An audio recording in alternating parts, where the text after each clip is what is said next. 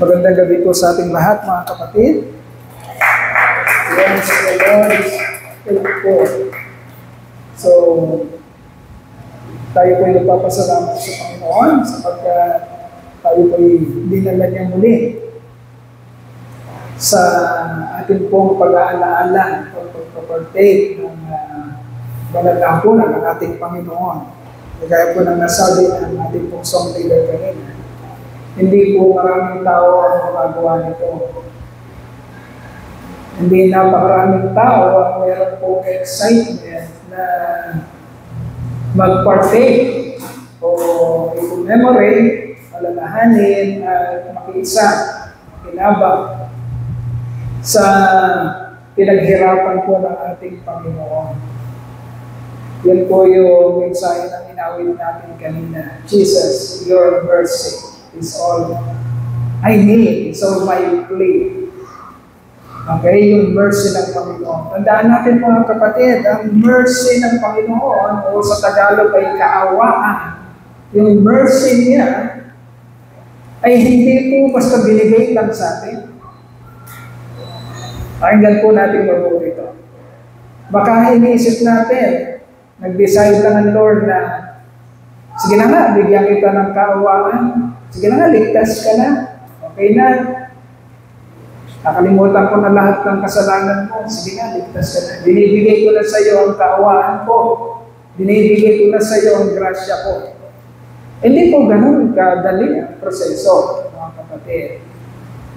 In order for God to bestow or give us His mercy, kailangan palitan niya tayo sa krus ng Kalbaryo. Kailangan palitan niya tayo sa pagdurusa at pag-iirap.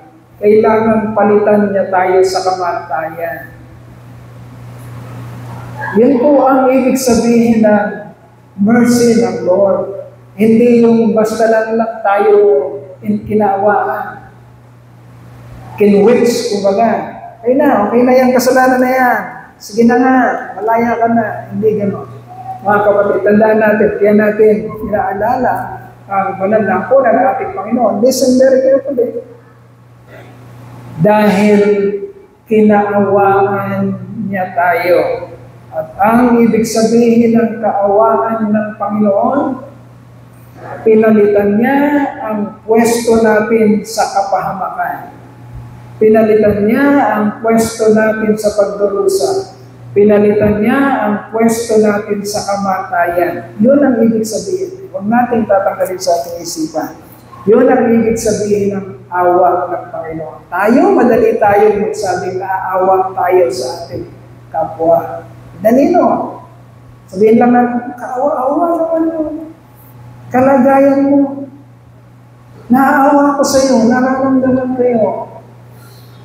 Pero Lord, hindi lang niya sinabing naawa, hindi lang niya naramdaman yun. Kinuha niya ang kalagayan natin na kaawa-awa at nilagay niya ang kanyang sarili sa kaawa-awang kalagayan para patunayan niya ang kanyang pagmamahal sa atin. Yun po ang sakripisyo niya. Yun po ang dahilan. Kaya tumi-tumi na ay inaalala natin ang banal na hapunan, ang sakripisyo ng ating Panginoon. Yun po ang ibig sabihin ng inawit natin. So, mensahe po ng ating pong pag-aaralan ngayon o ng mensahe ng Panginoon is the vine and the branches. Okay, the vine and the branches. Gagamitin po natin ang aklat ng Juan, the book of John, chapter 15, verses 1 to 17. Okay? Babasahin po natin. John chapter 15, verses 1 to 17. And we will read, I am the true vine, and my Father is the gardener. He cuts off every branch in me that bears no fruit, while every branch that does bear fruit, He prunes, so that it will be even more fruitful. You are already clean because of the word I have spoken to you. remain in me, and I will remain in you. Andyan po natin mabuti para yung kapaliwanagan po ng doktrina ayon sa binabasa natin, ay kuha-kuha po natin. Para ma-appreciate natin mabuti. Remain in me, and I will remain in you. No branch can bear fruit by itself. It must remain in the vine. Neither can you bear fruit unless you remain in me. I am the vine, you are the branches. If a man remains in me, and I in him, he will bear much fruit. Apart from me, you can do nothing. If anyone does not remain in me, he is like a branch that is thrown away and withers. Such branches are picked up, thrown into the fire, and burned. If you remain in me, and my words remain in you, ask whatever you wish, and it will be given you. For this is to my Father's glory, that you bear much fruit, showing yourselves to be my disciple. As the Father has loved me, so have I loved you.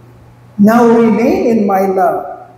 If you obey my commands, you will remain in my love, just as I have obeyed my Father's commands and remain in His love. Tumigil tayo sandali lang. Papaliwanag ko lang yung pagsunod na ating Panginoon sa Kristo. Ang ating Panginoon sa Kristo, mga kapatid, alam natin na buhay lang siya ng how many years? 33 years. Okay? Sa mundo natin, 33 years. Hindi po patagalan to. Huwag yung masyadong titignan na ang buhay dito ay kailangan magtagal, no? Ano po ang gagawin ng mga taong hinirang ng Diyos? Anong gagawin nila? Sa kanilang buhay ay kailangan masunod nila ang command, ang utos, ang layunin, ang kalooban ng Diyos. Pakinggan natin mabuti. Ang Panginoon sa Kristo, sumunod siya sa ating Panginoon, sa ating Diyos, sa Ama. At gaano katindi, gaano kakumpleto ang pagsunod ng ating Panginoon. Sinabi po niya sa John chapter 14, verse 31. Sulat niya na lang, wala ito dito. Ito yung dumating lang sa pagkakataon ngayon, mga kapatid. John chapter 14, verse 31. Gaano katindi ang pagsunod ng ating Panginoon sa Kristo? Sabi diyan, but the world, tayo, must learn that I love the Father and that I do exactly. Okay? Wala dyan Makikita niyo sa mga Biblia niyo. Ang sabi ng Panginoon, paano daw niya pinakita ang pagmamahal sa Ama? Sa kanyang 33 taon dito sa lupa, ang sabi ng Panginoon, I love the Father and I do exactly what my Father has commanded me to do. Yan. Ang kaluwalhatian ng Panginoon, ang kanyang glory, ang kanyang fame ngayon, ang lahat ng inaani ng Panginoon, lahat ng paghanga natin, pagsamba natin, papuri natin, mga kapatid, ay inaani niya dahil ginawa niya ang inuutos ng kanyang Ama ng eksakto. Okay? Ibig sabihin, 100%. Hindi natin magagawa yon. Hindi magagawa yon ni Pastor Joy. Hindi natin magagawa yon mga pastoral. Walang makakagawa nun. Ang makakagawa nun ay ang ating Panginoong Hesukristo lamang. But all of us, the elect of God, tayo mga kapatid, ay expected, ini-expect sa atin na susunod tayo, hindi man kagaya ng eksaktong pagsunod ng Panginoon, kundi nandun nakikita sa buhay natin ang desire na masunod natin ang eksaktong pinapagawa sa atin ng ating Panginoon. Bakit? Kasi doon nakasalalay ang ating kaligayahan. Bakit hindi ka maligaya? Because you are not doing, striving, hitting the mark, the exact mark na inuutos ng Diyos na sundin mo sa buhay mo. If you are not doing, you do not have the desire to obey exactly what the Lord has commanded you to do, kapatid, mahihirapan kang apuhapin sa puso mo, sa isip mo, ang kaligayahan. Okay? Ang kapayapaan, ang kumpiyansa. Ang mga nagtatamo lang nito sa kanilang buhay, kaligayahan, kapayapaan, kumpiyansa, ang nagtatamo lang nito sa kanilang buhay, mga kapatid, yung mga taong nagnanais, nakikita ang kanilang buhay, na gusto nilang puntiryahin, eksakto ang pinapagawa ng Diyos sa kanilang buhay. Okay? At magagawa natin yan, mga kapatid, kung tayo ay tunay na nakakabit doon sa vine. Ang vine hindi puno eh. Ano? Ang vine ay parang, ano sa Tagalog ang vine? Ano sa Tagalog, sa Tagalog Bible yung vine? Hindi siya puno eh. Baging? O, ano nakalagay dyan? Puno ang nakalagay? Puno ng ubas. Kasi natutunan namin nila Pastor Boyet kung paano mag-alaga ng ubas eh.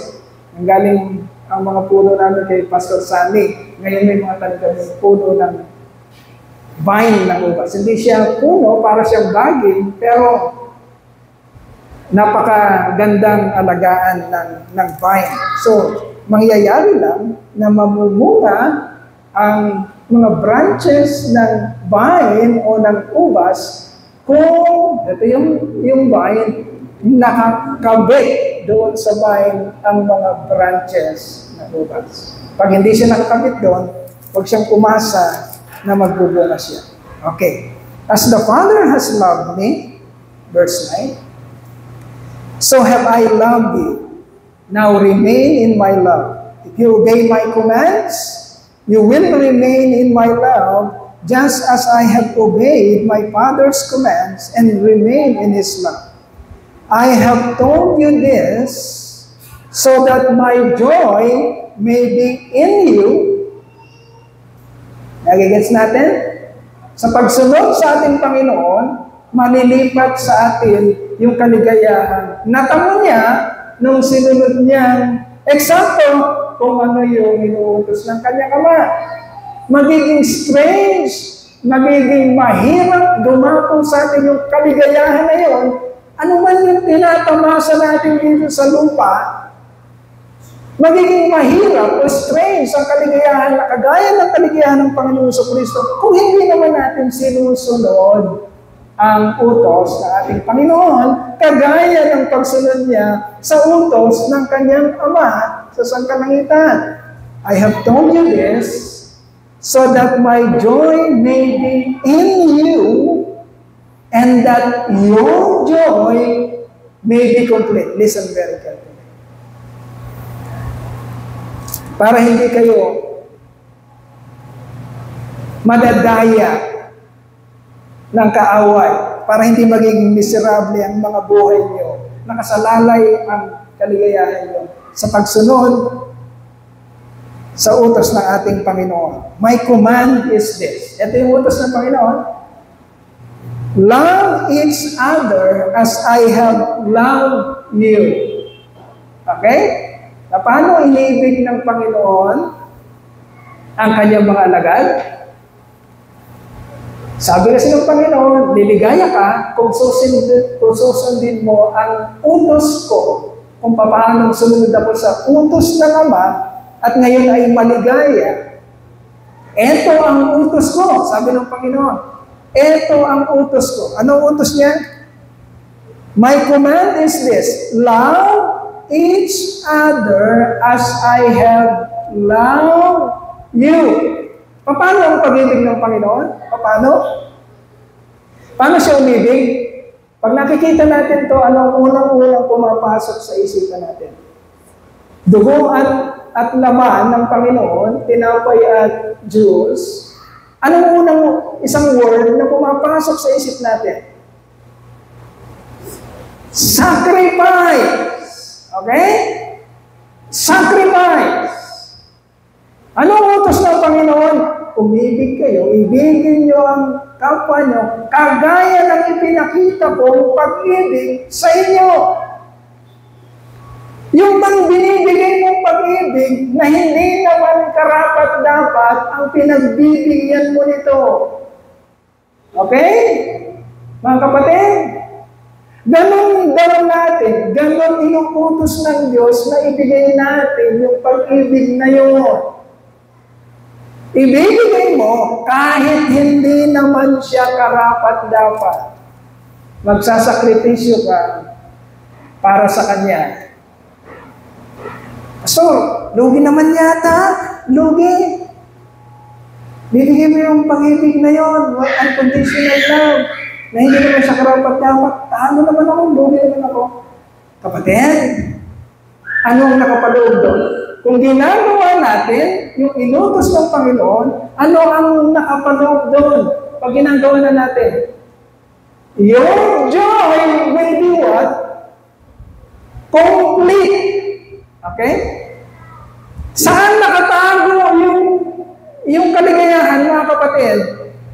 Sa pagsunod natin sa utos ng Panginoon na umibig sa ating kapwa, kahit hindi sila karapat-dapat. Huwag mong intindihin kung babalik sa inyo yung pag-ibig na yun. Ang utos lang ng Panginoon is ibigay mo yung pag-ibig na yun. Kagaya ng kung paano niya ibinigay yung pag-ibig niya. Okay? Minuminuto mo bang iniibig ang Panginoon? Oras-oras? Iniisip mo ba siya palagi? Anong totoo, kapatid? O kinakalimutan mo siya palagi? But He died for you anyway. Namatay pa rin siya para sa iyo. Alam niya na hindi ka naman magbabalik ng kagayang pag-ibig na inukol niya sa iyo. Alam niya yun? Alam niya na hindi mo naman siya papansinin. Alam niya na hindi mo mapapantayan yung laki ng pag-ibig na inialay niya sa iyo. Alam niya lahat yun. But our God obeyed the command of His Father anyway. Hindi siya tumingin kung babalik yung pag-ibig na yun. Ang ginawa niya ay sumunod siya ng makatotohanan sa utos ng Ama. At ano ang inaani ng Panginoon ngayon, mga kapatid? Anong inaani niya? Joy! Joy of what? All the glory, all the accolades, all the praises, all the worship ay para sa Kanya. Now, gusto niyang i-share yung the same joy, kaligayahan na meron siya ngayon at itinuturo niya sa atin, mga kapatid, kung paano ito makakanta. Paano? ibigay mo yung pag-ibig. Pag-ibig na sacrificial, kagaya ng sa Panginoon. Huwag kang mag-intindi ng kaligayahan mo. Ang kaligayahan mo ay nakapaloob kung ibinibigay mo ang pag-ibig, kagaya ng pag-ibig ng Panginoon. It may be very strange to you, kasi hindi ganyan ang pag-ibig sa sanlibutan. Ang pag-ibig na yan is out of this world. Pero yan ang susi, mga kapatid, ng iyong kaligayahan. Doon ka magsisimula sa pagbibigay ng ganong klaseng pag-ibig sa kapwa mo. Okay. Actually, hindi pa natin nasisimula yung message. Okay. Yan. So, grapevine. The grapevine is an amazing plant. Natutunan namin yan ni Pastor Boyet. Ngayon, natutuwa kami sa kung ano yung ibinibigay na lilim, tsaka na, di ba yung prutas, hindi naman natin masyadong na-enjoy yung prutas. Pero yung lilim ng vine, ng ubas, na-enjoy namin yan. Alam namin yung maganda pala magtanim ng ubas sa bahay kasi nagbibigay ito ng kaginhawaan sa atin. So the grapevine is an amazing plant. It can last for about 80 to 100 years. Yung tanim namin ni Pastor Boy, at pag naalagaan nyo, kahit nga hindi naalagaan, hindi na dibili. Ang lifespan ng grapevine o ng ubas, ng puno ng ubas ay 80 to 100 years in its productivity status. Yung kanyang, yung nakakapagbunga pa siya ng maganda. Imagine that. Ang ubas ay magbubunga pa ng maganda. Although nagdi-decline ang production nito. Pero habang tumatagal yung bunga ng ubas, habang tumatanda siya, nagbibigay ito ng mas mainam na flavor, mas masarap na quality. Pero, unti-unting nababawasan yung dami ng bunga niya at unti-unting lumiliit ang bunga niya. Pero nabumunga pa rin siya sa ganung katagal na buhay niya. From 80 to 100 years. Ibig sabihin, kaya tayong i-outlive ng ubas na tinanim natin. Pwedeng nandiyan pa si ubas, tayo wala na. Kasi yung lifespan natin, 60, 70, 80. Okay, ang recorded na buhay na ubas ngayon ay matatagpuan sa Slovenia. Okay? Yung bansa ni Luka Doncic, yung isang mahusay na basketball player. Ang edad ng ubas na nabubuhay ngayon, still existing, pinakamatanda is 450 years sa Slovenia. Okay? Sa Maribor, Slovenia. Itinanim ito noong 1574. Ilang taon lang nung dumating sa atin ang mga Kastila. 1521 ang mga Kastila dumating dito. Ilang taon lang. Natanim na yung ubas na yan at hanggang ngayon buhay yung ubas na yan. Halos kasi tanda ng Pilipinas. Okay, yun ang ubas. Okay. In the Old Testament, grapes symbolized Israel's fruitfulness in doing God's work here in this planet Earth. Okay? Doon siya pinapares. Israel's fruitfulness. Yan is sa Psalms 88. You brought vine out of Egypt, you drove out the nation and planted it. Ang pinapatungkulan doon ay ang Israel. In the Passover meal, the fruit of the vine symbolized God's goodness to His people. Ayan. Kaya yung ating juice, hindi tayo gumagawa ng ibang juice, kundi grape juice. Ang simbolismo kasi nito mga kapatid is God's goodness, God's mercy to His chosen people. Okay? Binugo ang kanyang dugo. Yun ang simbolismo no. Dahil sa kanyang kabutihan, dahil sa kanyang awa, sa kanyang mga tao. Now, sabi dito, sa verse 1 ng chapter 15, God the Father is the gardener who cares for the branches. Christ is the vine from where God put the branches of the believers to make them fruitful. Okay. Ang Diyos ang kumukontrol ng lahat. Siya ang nagtanim, siya ang nagpapalago. Si Jesucristo ang vine, ang puno ng ubas, si Jesucristo. At ang mga believers, yung mga nagkiklaim na sila ay naniniwala, sumasampalataya sa Panginoon, ay kinukonsider na mga branches. Okay? Ngayon ang tanong, inilagay ba ng branch ang sarili niya sa vine?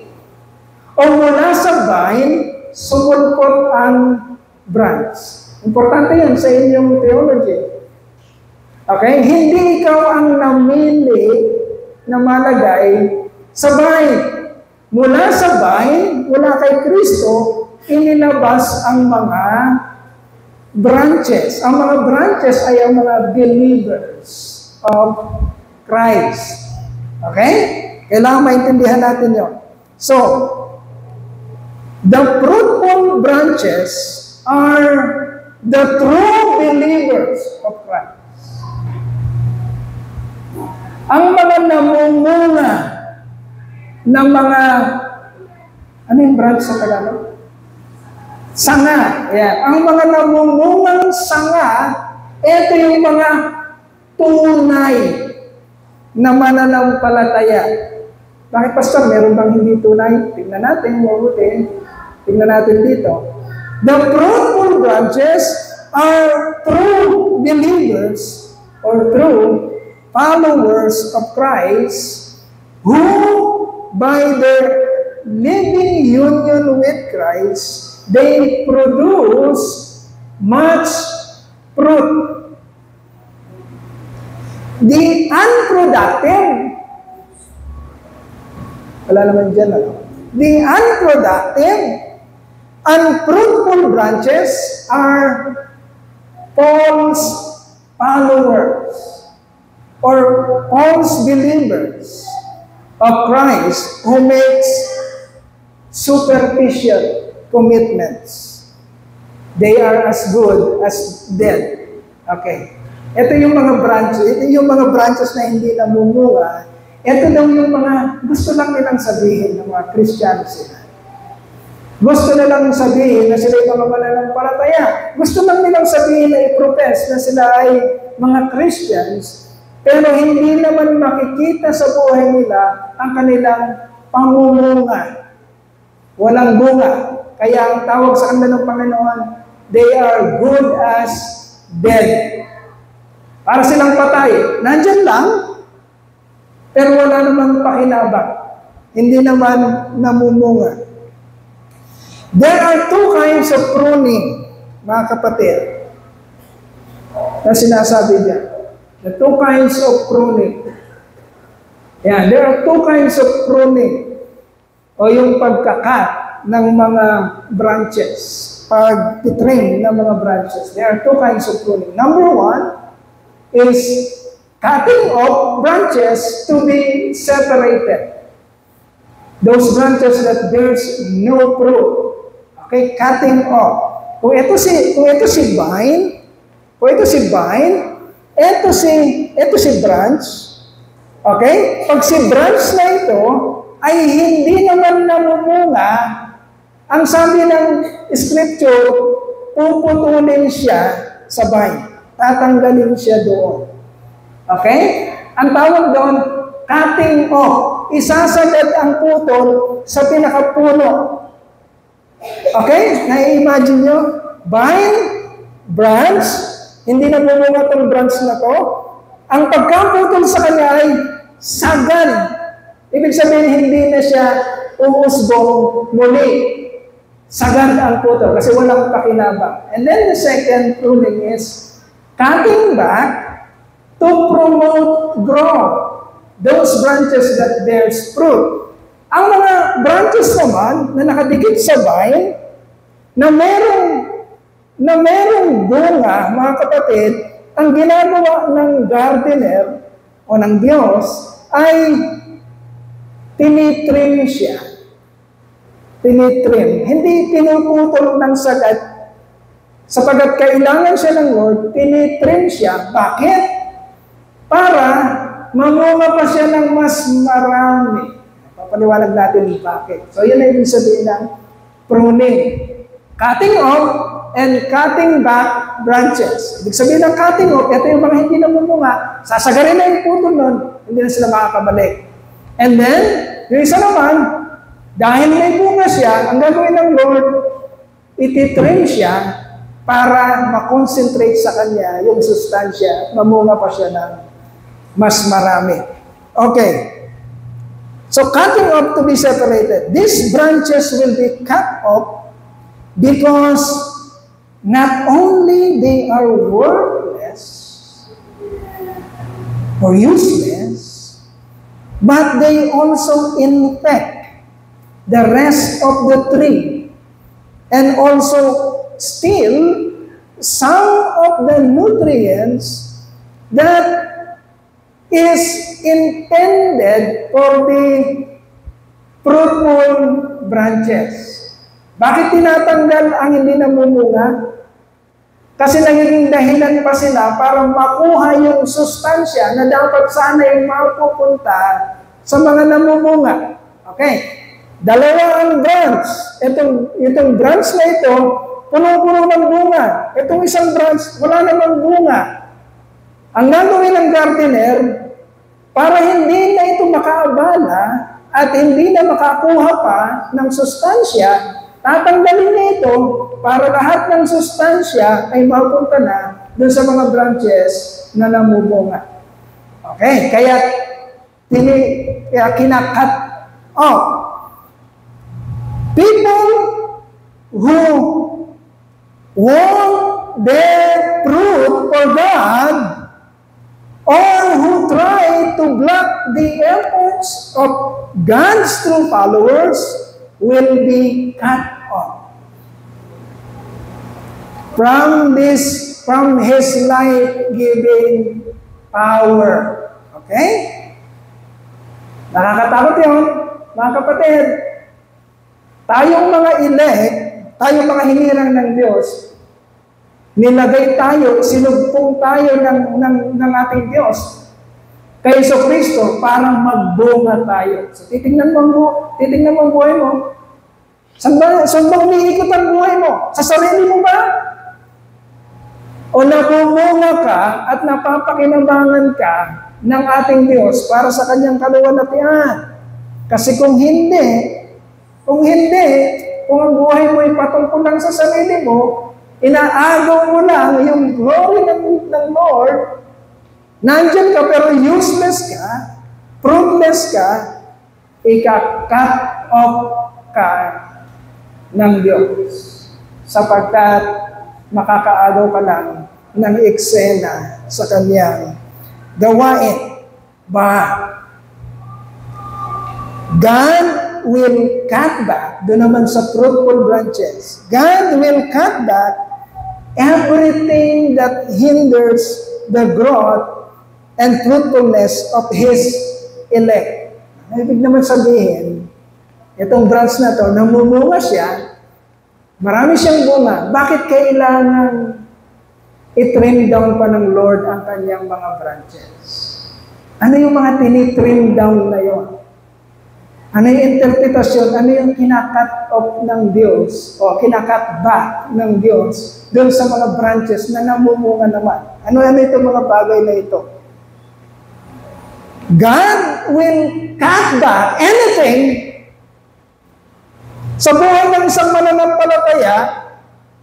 Aalisin ng Diyos sa buhay niya ang anumang magiging sagabal para magampanan niya ng buong-buo yung pinapagawa sa kanya ng Diyos.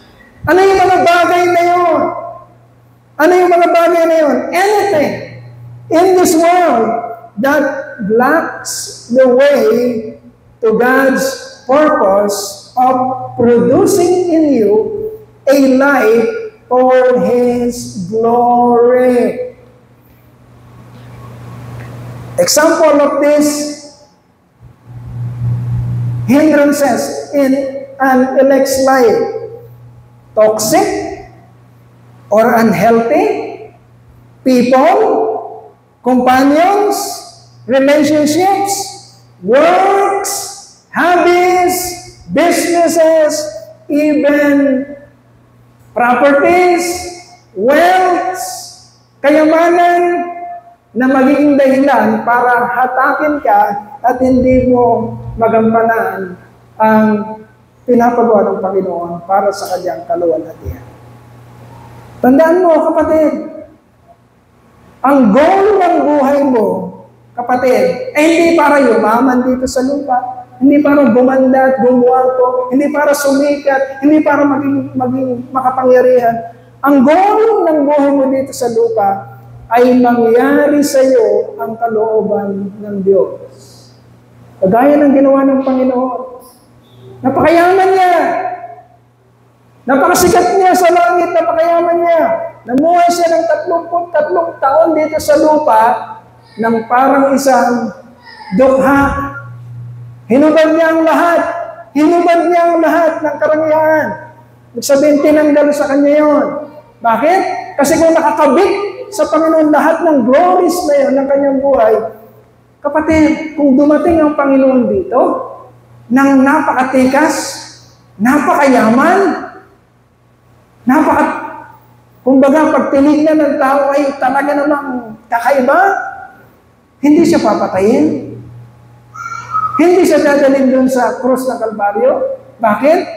Jujusin talaga siya. At pag hindi siya namatay sa krus ng Kalbaryo, mga kapatid, kung hindi tinanggal dito ng Ama sa Kanya, kundi hinubad sa Kanyang pagka-Diyos, mga kapatid, wala tayong kaligtasan ngayon. Hindi mangyayari yung kalooban ng Diyos sa buhay ng Panginoon sa Kristo. Hindi importante kung ano ang meron dito sa temporal na buhay natin. Ang importante dito, are we doing completely the work that has been instructed, entrusted to us by God for His glory, para sa eternity. Kasi ano mang gagawin natin dito sa lupa, gaano man kaganda yan, gaano man kagrandyoso yan, isang araw, anong gagawin ng Lord sa mundong ito? Babalumbunin lang niya. Kung nagtayo ka man ng napakagandang building, mawawala yan. Kung meron ka mang maraming properties, susunugin lang lahat ng Panginoon niya. Kung meron ka mang maraming isang sakong titulo sa bahay mo, land, ang tawag, lote, isang sako, isang araw, tutupukin lahat ng Lord.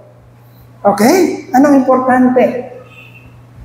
Magawa mo kung ano ang pinapagawa ng Lord. Huwag kang aangan kung sa buhay mo, nakikita mo na hindi mo nagagawa ang mga bagay na ginagawa ng sanlibutan. Palipad-lipad sila sa iba't ibang bansa, pahaya-hayahay ang buhay nila. Nakakabili sila ng lahat ng gusto nilang bilhin. Nakakapag-party sila, nakakapag-relax sila. Huwag kang mainggit sa kanila. Huwag kang mainggit kung inaalis ng Lord sa iyo yung mga bagay na magsisilbing dahilan para mahatak ka ng kaaway, palayo sa Kanya. Ang tunay na elect ng Panginoon, ang tunay na mananampalataya ng Panginoon, ng mga branches ng Panginoon ay namumunga at patuloy silang mamumunga, ibig sabihin magagamit ng Panginoon dahil ikakatback ng Lord sa kanila yung mga bagay sa mundo ito na magiging toxic sa iyong paglago bilang isang mananampalataya. Okay. And then lastly, sa verse 5 and 6. Sabi dyan, hindi natin maitutuloy yung iba. Marami pa, pero hindi natin maitutuloy. Ito na lang, last. Verses 5 and 6. Sabi dyan, you will bear much fruit. Okay? You will bear much fruit. Ibig sabihin, mamumunga ka ng marami. Kung ikaw ay totoong follower, believer, anak ng Diyos, pinili niya, hinirang niya, you will bear much fruit. Yun ang sinasabi ng katotohanan, mga kapatid. Ano yung fruits na yun?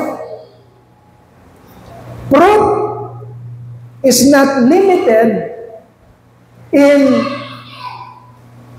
yung sinasabi natin, mamunga ka, ibig sabihin, humayo ka, maka-win ka ng kaluluwa ng fruit, sabihin, it's not limited in soul winning.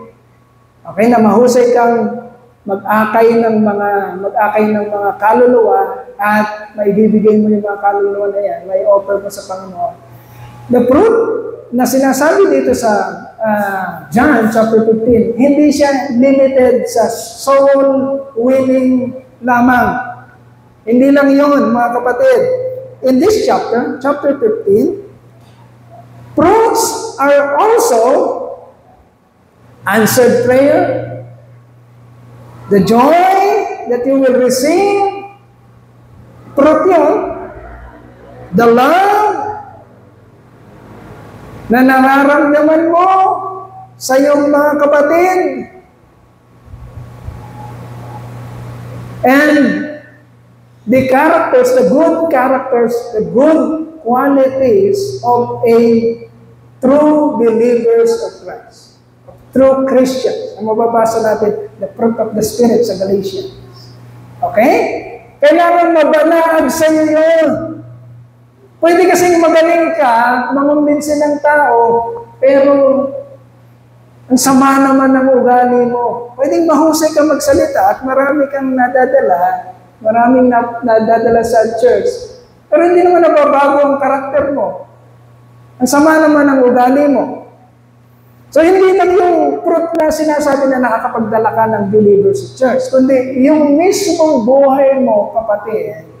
Pag nabanaag yan ng madlang people, pag nakita yan ng madlang people, yung buhay mo, yung karakter mo, yung attitude mo, yung pagkatao mo, yung qualities mo, ay masisilayan nila yung qualities ng ating Panginoong Jesucristo. Kailangan nangyayari sa yan bilang isang tunay na mananampalataya ng Diyos. Okay? The qualities of a true Christian character. And, ito na yung huli, remaining. What it means to remain in Christ. Remaining in Christ means, number 1, believing that He is God's Son. Okay? Receiving Him as your Lord and Savior. Doing what God says or commanded in your life. Number 4, continuing to believe the gospel. Itong mabigat sa lahat. Okay, pag di mo naiintindihan ang gospel, napakalawang magkaroon ka ng kumpiyansa, napakalawang magkaroon ka ng kapanatagan sa iyong assurance sa pananampalataya na ikaw nga ay ligtas. So, continuing to believe the gospel and then relating in love to the community of believers or Christ's body. Okay. So, hindi ko na iisa-isahin. Mahabang paliwanag, ubos ang oras natin, maaaring mapag-aralan natin sa mga susunod. Yan ang ibig sabihin, mga kapatid, na ikaw ay nananatili sa iyong vine o nananatili kay Jesucristo. Kung ikaw ay tunay na nasugpong bilang isang branch sa ating Panginoon, ito ang mga makikita mo sa buhay mo. Meron kang fruit of the Spirit, na sinasabi sa Galatians, nakikita mo patuloy mong paniniwala sa ating Panginoon bilang anak ng Diyos. Tinatanggap mo ng malugod, makatotohanan, na ang ating Panginoon ang iyong tagapagligtas at ang iyong Panginoon? Nakikita mo ang sarili mo na meron kang desire, hindi lang desire, kundi actual na gumagawa ka at sumusunod ka sa kanyang ipinag-uutos. Maliwanag sa iyo ang mabuting balita, ang gospel, and then nakikita mo ang sarili mo na merong magandang pakikipagrelasyon sa body of Christ. Ibig sabihin, sa mga kapatid mo sa pananampalataya. Okay, mga kapatid, napaka-importante na makita natin ang ating mga sarili na nananatili tayo sa ating Panginoon. Mawawalan ng kabuluhan ang mga ginagawa natin pag-aalaala sa Panginoon kung hindi naman natin nakikita ang ating sarili na tayo'y nakaupong sa ating Panginoon at nangyayari sa atin. Nagagawa natin kung ano ang kalooban niya sa ating buhay. Tayo po'y magpasalamat, manalangin, bilang paghahanda sa ating pong susunod na gawain. Madakila namin Ama, lubos po kaming nagpupuri at nagpapasalamat aming Ama. Patuloy kang nagtuturo sa amin ng katotohanan na magagamit po namin. Patuloy namin magagamit upang maging makatotohanan ang aming pong pagganap sa iyo pong ordinansa. Ang pakikibahagi sa iyong banal na hapunan. Ama,